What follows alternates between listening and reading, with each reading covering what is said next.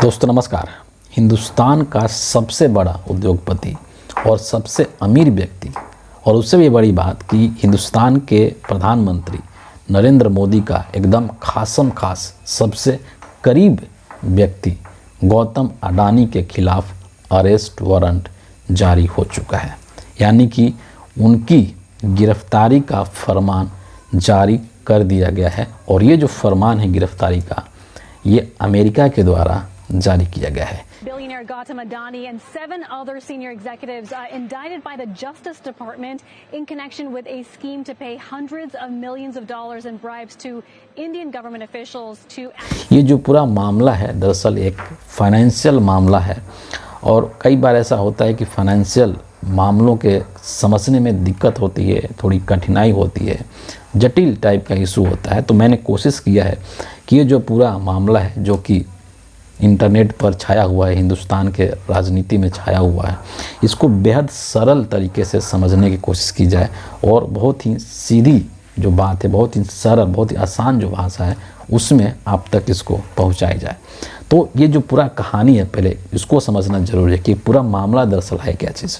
और अगर हिंदुस्तान के गृह मंत्री अमित शाह की भाषा में बात करें तो आपको इसकी जो क्रोनोलॉजी है उसको समझना बहुत ही ज़रूरी है कि क्या क्या चीज़ें हुई है ना।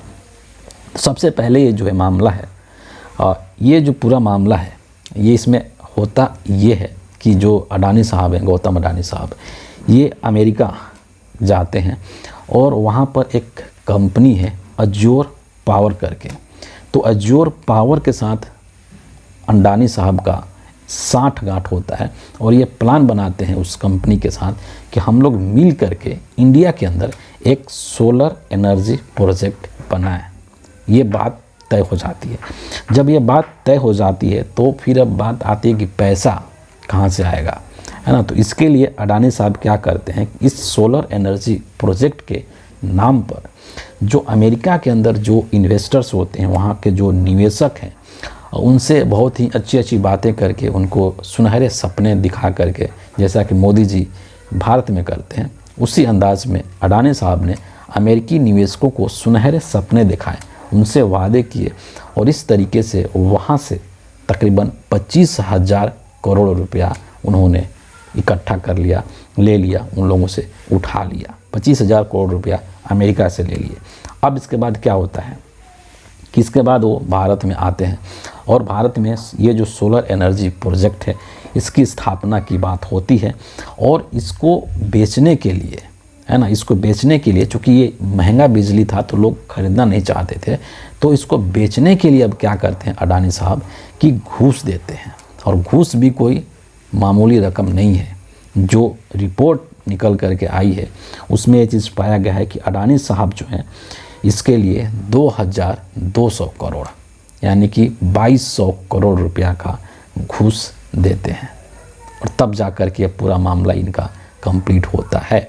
यही मूल मतलब मामला यही है कि ये अमेरिकी निवेशकों से पैसा लिए सोलर एनर्जी प्रोजेक्ट लगाने के नाम पर और उसी में से वही जो 25,000 करोड़ रुपया इन्होंने वहाँ से लिया, अमेरिकी निवेशकों से लिया, उसी में से 2,200 करोड़ 2,200 करोड़ रुपया इंडिया में आकर के और यहाँ पर उन्होंने घूस दिया, रिश्वत दिया, ब्राइब दिया। अब इस चीज़ को लेकर के जो अमेरिका की जो जांच एजेंसी है FBI, वो जांच कर रही थी और वहाँ के एक जो मार्केट रेगुलेटर है SEC, ये लोग इस पूरे मामले की जांच कर रहे थे पिछले 2 सालों से और 2 सालों के जांच के बाद जो है ये गिरफ्तारी का जो वारंट है, अरेस्ट वारंट है, ये जारी किया गया है। और इसमें बेसिकली 2 चीज़ें हैं। सबसे पहला चीज़ कि अडानी साहब ने क्या किया है कि जो अमेरिका के निवेशक हैं, जो इन्वेस्टर्स हैं, उनके साथ धोखाधड़ी किया है, उनसे पैसे की उगाही की है और उसके बाद उसी पैसे को ला करके हिंदुस्तान में घूस के तौर पर यहाँ के अधिकारियों को या यहाँ के राजनीतिज्ञों को इन्होंने दिया है ना। यानी कि रिश्वत भी दिया है और साथ में निवेशकों के साथ धोखाधड़ी भी किया है अडानी साहब ने। और इन्हीं चीज़ों को लेकर के, इन्हीं सब मामलों को लेकर के FBI और SEC जो कि मार्केट रेगुलेटर है वो जांच कर रही थी और जांच के पश्चात जो है, सीधी सी बात है कि जांच में ये दोषी पाए गए होंगे तभी तो जा कर के ये अरेस्ट वारंट जारी किया गया है। और मज़ेदार बात यह है कि ये जो इसमें जिन लोगों का नाम है उसमें अडानी के साथ साथ 7 और लोग हैं जिनका कि इस पूरे मामले में नाम है। ये मतलब पूरा एक तरीके से मामला है जिसको कि लेकर कि इतनी भूचाल मच चुकी है हिंदुस्तान की राजनीति में। अब इसका जो दूसरा जो पहलू है कि आप इसके सीरियसनेस को या इसकी गंभीरता को इसी चीज़ से समझ सकते हैं कि इस मुद्दे को लेकर के जब सुबह सुबह ये मामला प्रकाश में आया तो इसको लेकर के खुद हिंदुस्तान का जो LOP है, leader of opposition Rahul Gandhi, Congress party के नेता, उन्होंने खुद तकरीबन आधे घंटे का एक प्रेस कॉन्फ्रेंस किया AICC में दिल्ली के अंदर और इन तमाम चीज़ों की उन्होंने जानकारी दी और मीडिया के लोगों के सवालों का जवाब भी दिया। और साथ ही साथ एक और भी चीज़ इस्टेब्लिश हो गई कि जो राहुल गांधी हैं वो काफ़ी समय से आप देख रहे हैं कि अडानी और जो मोदी का एक नेक्सस कह सकते हैं उसका खुलासा राहुल गांधी पिछले काफ़ी समय से कर रहे थे। और ये जब रिपोर्ट आई है, ये जब मामला प्रकाश में आया है तो इससे राहुल गांधी की बातों को और बल मिलता है और लोगों का जो विश्वास है राहुल गांधी की बातों पर वो और पुख्ता होता है कि राहुल गांधी जो चीज़ बोलते हैं, जो चीज़ कहते हैं उसमें एक सच्चाई है, उसमें हकीकत है। ये चीज़ साबित होता है। अपने प्रेस कॉन्फ्रेंस के दौरान राहुल गांधी ने गिरफ्तारी की मांग भी की कि अडानी जी की गिरफ्तारी होनी चाहिए, लेकिन साथ ही साथ उन्होंने एक और बात कही कि नरेंद्र मोदी कभी भी अडानी को गिरफ्तार नहीं करेंगे, क्योंकि अगर नरेंद्र मोदी अडानी को गिरफ्तार करते हैं तो नरेंद्र मोदी खुद भी फंसने वाले हैं। क्योंकि इस पूरे मामले का एक तरीके से देखा जाए तो सब सर्वे सर्वा कह लीजिए या जो किंग पिन कह लीजिए वो नरेंद्र मोदी ही हैं, वो कोई और नहीं है। एक और चीज़ मैं यहाँ पर कहना चाहूँगा कि अमेरिका और हिंदुस्तान के बीच में प्रत्यर्पण संधि भी है। 1999 में प्रत्यर्पण संधि हुआ था और अगर अमेरिका चाहे तो उस प्रत्यर्पण संधि के सहारे वो अडानी को गिरफ्तार कर सकता है। पहली चीज़ इसको समझना चाहिए, फैक्ट है, इसको समझने की ज़रूरत है। अब इसके बाद क्या है कि चूँकि ये बात क्लियर है, किसी से छुपी हुई नहीं है कि जो अडानी साहब हैं वो जब तक इंडिया में हैं तब तक वो सेफ़ हैं, तब तक उनका कोई बाल बांका नहीं कर सकता है। क्यों?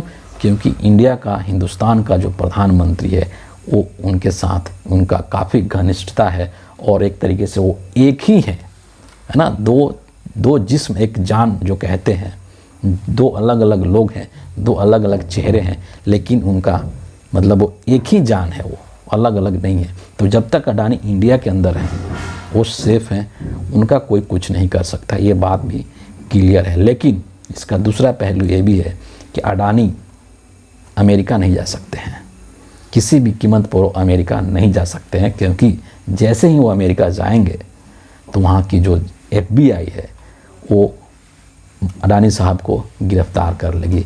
वहाँ पर नरेंद्र मोदी से और भारत सरकार से परमिशन लेने की, सहायता लेने की कोई ज़रूरत नहीं है। इस चीज़ को समझना होगा। लेकिन ये जो पूरा मामला है, इस चीज़ को लेकर के अब लीपापोती स्टार्ट हो चुकी है ना। अंधभक्तों की बात करते हैं हम, जो भाजपाई लीडर्स हैं और जो नरेंद्र मोदी के अंधभक्त हैं, उनकी बात भी करना यहाँ पर ज़रूरी है और उनको एक्सपोज करना भी यहाँ पर ज़रूरी है।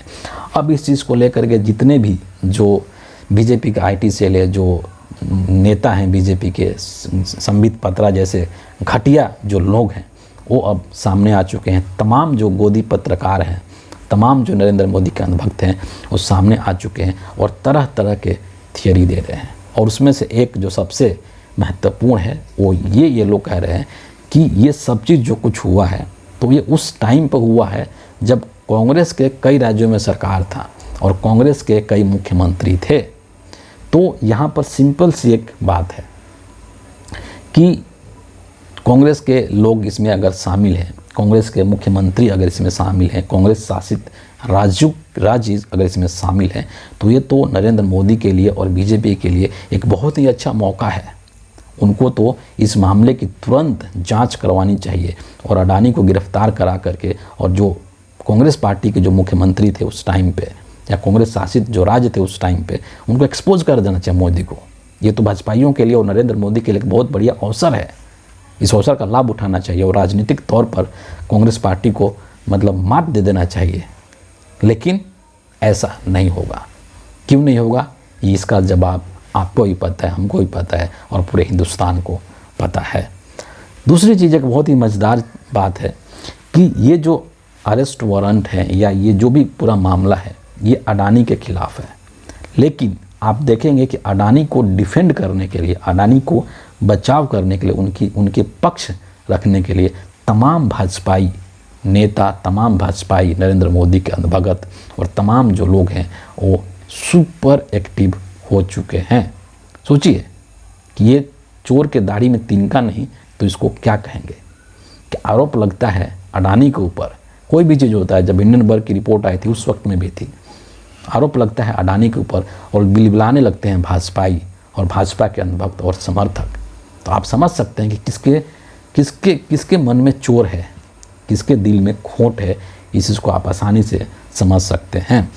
दूसरी चीज़ यहाँ पर एक और है कि इस पूरे मामले को लेकर के सुप्रिया श्रीनेत ने एक ट्वीट किया है और मैं ट्वीट इसलिए यहाँ पर जिक्र कर रहा हूँ कि थोड़ा सा व्यंग्यात्मक ट्वीट इन्होंने किया है और इनका कहना है कि भक्त सकते में है, मीडिया के चरण चुंबकों की इमरजेंसी मीटिंग बुलाई गई है, पप्पा के आका के खिलाफ गिरफ्तारी वारंट आ गया है, अब कहें तो कहें क्या, करें तो करें क्या, लेकिन आपने घबराना नहीं है। पूरी शिद्दत से हर बार की तरह अडानी के प्रवक्ता बनकर भ्रष्टाचार को डिफेंड करना है और यही चीज़ हो रहा है, यही चीज़ कर रहे हैं हिंदुस्तान की जो मीडिया है। कितने जो गोदी मीडिया के न्यूज़ चैनल्स हैं या जो अडानी के चैनल्स हैं जिसमें इन चीज़ों को लेकर के और डिबेट हो रहे हैं, दंगल हो रहे हों, सोच हो रहे हों, कुछ नहीं हो रहा है। सब जगह पर एकदम पिन ड्रॉप साइलेंस है। लेकिन जो चीज़ें हैं वो निकल करके सामने आती है और देश की जनता उसको समझती है, जानती है। अब ये जो मामला पूरा आया है, दरअसल इसका प्रभाव भी पड़ेगा हिंदुस्तान के ऊपर, पड़ेगा यहाँ के लोगों के ऊपर पड़ेगा। लेकिन जो इमीडिएट जो अभी देखने को मिला, हालांकि आगे चल कर और इसका आ सकता है रिजल्ट। अभी जो चीज़ें, एक दो चीज़ें जो हुई है, सबसे पहली चीज़ कि अडानी का जो शेयर है वो धड़ाम से नीचे गिर गया है। दूसरी चीज़ ये हुई है कि इस घटना को लेकर के जो केन्या है ना, केन्या के जो राष्ट्रपति हैं उन्होंने अडानी के साथ जो भी वहाँ पर करार किया गया था केन्या के अंदर, उन सभी करारों को केन्या के जो राष्ट्रपति हैं, बाकायदा वहाँ के पार्लियामेंट में, वहाँ के संसद में जो वहाँ के राष्ट्रपति हैं विलियम रूटो, उन्होंने कैंसिल कर दिया है, रद्द कर दिया है। तकरीबन $7 मिलियन की ये डील बताई जा रही है जो कि अडानी के साथ केन्या की सरकार ने किया था। लेकिन इस घटना के बाद जो ये कुकर्म किया है अडानी ने, इसके बाद केन्या ने अडानी के साथ अपने सभी जो करार थे उसको रद्द कर दिया है। इससे भी जो बड़ी बात है कि अंतर्राष्ट्रीय स्तर पर हिंदुस्तान का जो क्रेडिट है, जो साख है, उसको एक बट्टा लगा है और उसको बट्टा लगाने में हिंदुस्तान के प्रधानमंत्री का सबसे बड़ा रोल है। यही जो है पूरे करता धरता है, मतलब एक व्यक्ति के लिए ये पूरे देश के इज्जत को, पूरे देश के सम्मान को इन्होंने तार तार कर दिया है। एक बात मैं यहाँ पर लास्ट में ज़रूर कहना चाहूँगा कि एक समय था जब हमारे देश पर 1947 से पहले अंग्रेज़ों का शासन था, अंग्रेज़ राज करते थे और उस टाइम पर इंडिया में ईस्ट इंडिया कंपनी की मोनोपोली हुआ करती थी। सारा कुछ उनके नियंत्रण में होता था, उनके कंट्रोल में होता था, कोई उनके साथ टक्कर नहीं ले सकता था। हिंदुस्तान गुलाम था उस टाइम पर। लेकिन आज के डेट में जब से 2014 से नरेंद्र मोदी प्रधानमंत्री बने हैं, इन्होंने भारत को अडानी का गुलाम बना करके रख दिया है और अडानी की मोनोपोली इस देश में चल रही है, जो कि सही नहीं है। जो एक व्यापारिक प्रतिस्पर्धा होती है, जो हेल्दी एक कंपटीशन होता है, उसके लिए ये चीज़ सही नहीं है। और कहीं ना कहीं ये चीज़ बोलने में, ये बात कहने में कोई अतिशयोक्ति नहीं होना चाहिए कि नरेंद्र मोदी और जो अडानी का जो एक नेक्सस है, ये इस देश को दीमक की तरह खोखला कर रहा है। लेकिन मज़ेदार बात ये होगा कि इस चीज़ को कब तक इस देश की जनता समझ पाती है, ये सबसे अहम सवाल है। तो फिलहाल इस वीडियो के लिए इतना ही है। आप सभी का बहुत बहुत धन्यवाद।